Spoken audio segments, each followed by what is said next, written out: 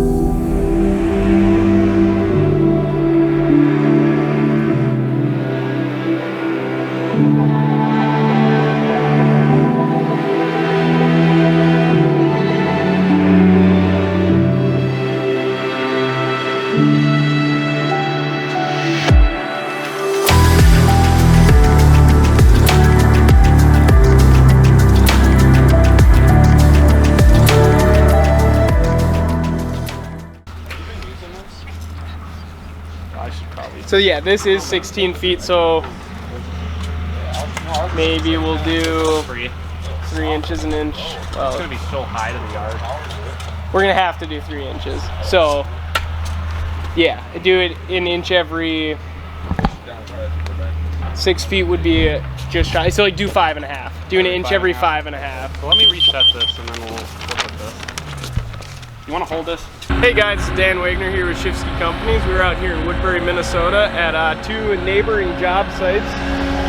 They're about 3 or 4 houses apart from each other, and we're pretty much doing the exact same job at both of them. Different colors, different color pavers, and different gas utilities, but at the end of the day, when the project is all said and done, they're both gonna have gas fire pits, and I believe the one to our right is going to have a gas grill.